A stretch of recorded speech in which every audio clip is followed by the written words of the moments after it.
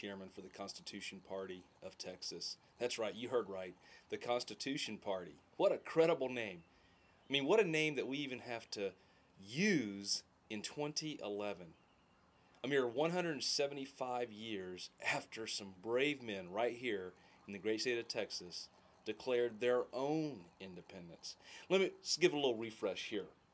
The Texas Declaration of Independence was literally produced overnight.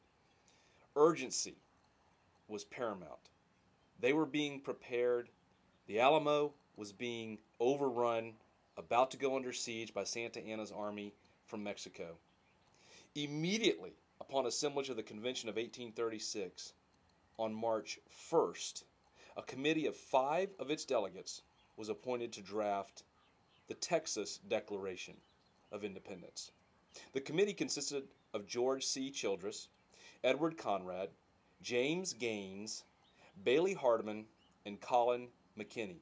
Many of us will know the names, at least the last names. There's cities like McKinney, there's streets, Childress Street, etc. They prepared this declaration in record time. In fact, it's been said that George Childress had already pre-drafted it before they came to the convention.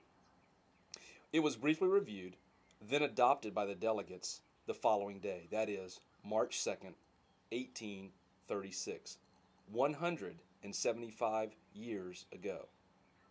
The document parallels what we normally call the Declaration of Independence. That is, the Declaration of Independence for the 13 colonies that formed the United States of America. And that document was signed only 60 years prior to the Texas Declaration of Independence. It contains statements on the function and responsibility of government, followed by a list of grievances, exactly as the United States colonies did when Thomas Jefferson wrote the Declaration of Independence. And finally, it concludes by declaring Texas a free and independent republic. Herein is my reading of the full text of the Declaration of Independence, the unanimous Declaration of Independence for Texas, March 2nd, 1836. The unanimous Declaration of Independence made by the delegates of the people of Texas in General Convention at the town of Washington on the 2nd day of March 1836. When a government has ceased to protect the lives, liberty, and property of the people, from whom its legitimate powers are derived, and for the advancement of whose happiness it was instituted, and so far from being a guarantee for the enjoyment of those inestimable and inalienable rights, becomes an instrument in the hands of evil rulers for their oppression, when the federal Republican Constitution of their country, which they have sworn to support, no longer has a substantial existence, and the whole nature of their government has been forcibly changed, without their consent, from a restricted federative republic composed of sovereign states to a consolidated central military despotism in which every interest is disregarded but that of the army and the priesthood, both the eternal enemies of civil liberty, the ever-ready minions of power, and the usual instruments of tyrants. When long after the spirit of the Constitution has departed, moderation is at length so far lost by those in power that even the semblance of freedom is removed, and the forms themselves of the Constitution discontinued, and so far from their petitions and remonstrances being regarded, the agents who bear them are thrown into dungeons, and mercenary armies sent forth to force a new government upon them at the point of the bayonet. When in consequence of such acts of malfeasance and abdication on the part of the government, anarchy prevails, and civil society is dissolved into its original elements. In such a crisis, the first law of nature, the right of self-preservation, the inherent and inalienable rights of the people to appeal to first principles, and take their political affairs into their own hands in extreme cases, enjoins it as a right towards themselves and a sacred obligation to their posterity, to abolish such government and create another in its stead, calculated to rescue them from impending dangers and to secure their future welfare and happiness. Nations, as well as individuals, are amenable for their acts to the public opinion of mankind. A statement of a part of our grievances is therefore submitted to an impartial world in justification of the hazardous but unavoidable step now taken of severing our political connection with the Mexican people and assuming an independent attitude among the nations of the earth. The Mexican government, by its colonization laws, invited and induced the Anglo-American population of Texas to colonize its wilderness under the pledged faith of a written constitution, that they should continue to enjoy that constitutional liberty and republican government to which they had been habituated in the land of their birth, the United States of America. In this expectation, they have been cruelly disappointed, inasmuch as the Mexican nation has acquiesced in the late changes made in the government by General Antonio Lopez de Santa Anna, who, having overturned the constitution of his country, now offers us the cruel alternative, either to abandon our homes, acquired by so many privations, or submit to the most intolerable of all tyranny, the combined despotism of the sword and the priesthood.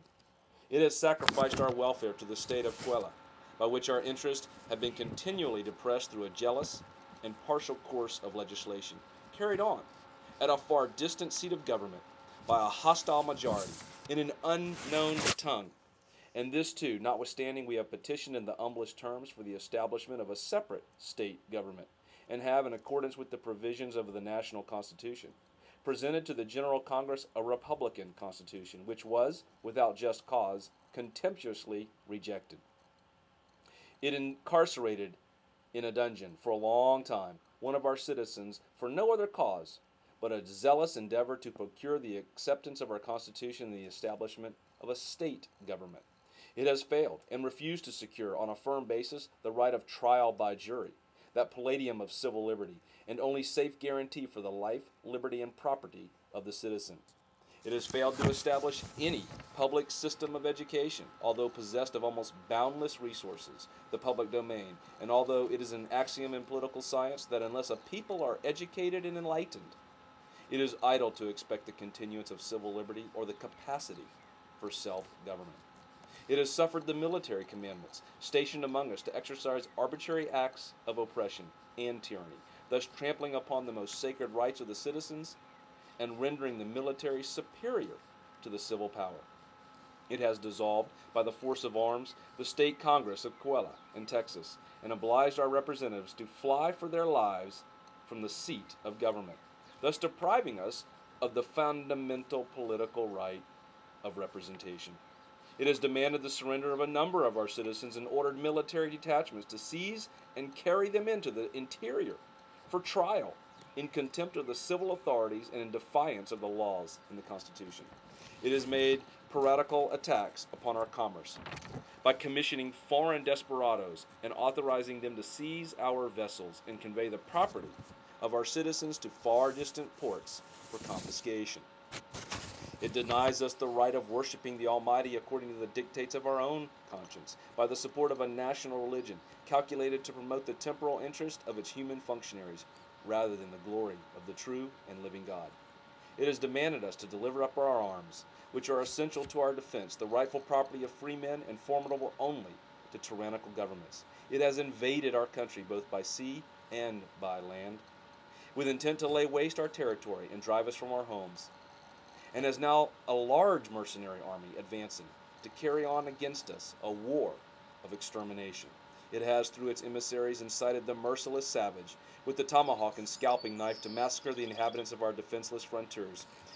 It hath been, during the whole time of our connection with it, the contemptible sport and victim of successful military revolutions, and hath continually exhibited every characteristic of a weak, corrupt, and tyrannical government. These and other grievances were patiently borne by the people of Texas until they reached that point at which forbearance ceases to be a virtue. We then took up arms in defense of the national Constitution. We appealed to our Mexican brethren for assistance. Our appeal has been made in vain. Though months have elapsed, no sympathetic response has yet been heard from the interior. We are therefore forced to the melancholy conclusion that the Mexican people have acquiesced in the destruction of their liberty and the substitution, therefore, of a military government, that they are unfit to be free and incapable of self-government. The necessity of self-preservation, therefore, now decrees our eternal political separation. We, therefore, the delegates, with plenary powers of the people of Texas, in solemn convention assembled, appealing to a candid world for the necessities of our condition, do hereby resolve and declare that our political connection with the Mexican nation has forever ended, and that the people of Texas do now constitute a free, sovereign, and independent republic, and are fully invested with all the rights and attributes which properly belong to independent nations. And conscious of the rectitude of our intentions, we fearlessly and confidently commit the issue to the decision of the supreme arbiter of the destinies of nations. Signers of the Texas Declaration of Independence: Richard Ellis, President of the Convention and Delegate from Red River; Charles B. Stewart, Thomas Barnett, John Byram, Francis Ruiz, J. Antonio Navarro, Jesse B. Badgett, William D. Lacey, William Menifee, John Fisher, Matthew Caldwell, William Motley, Lorenzo de Zavala, Stephen H. Everett, George W. Smith, Elijah Stabb, Claiborne West, William B. Skates, M. B. Menard, A. B. Hardin, J. W. Burton, R. M. Coleman, Sterling C. Robertson, James Collinsworth, Edwin Waller, Asa Brigham, George C. Childress, Bailey Hardiman, Robert Potter, Thomas Jefferson Rusk, Charles S. Taylor, John C. Roberts, Robert Hamilton, Colin McKinney, Albert H. Latimer, James Power, Sam Houston, David Thomas, Edward Conrad, Martin Palmer, Edwin O. Legrand, Stephen W. Blount, James Gaines, William Clark Jr., Sidney O. Pennington, William Carroll Crawford, Jonathan Turner, Benjamin Briggs Goodrich, G.W. Barnett, James G. Swisher, Jesse Grimes, S. Rhodes Fisher, John W. Moore, John W. Bauer, Samuel A. Maverick from Bear, Sam P. Carson, A. Briscoe, J.B. Woods, H.S. Kimball, Secretary. Those were the 59 men that signed the Texas Declaration of Independence. God bless Texas. Thank you.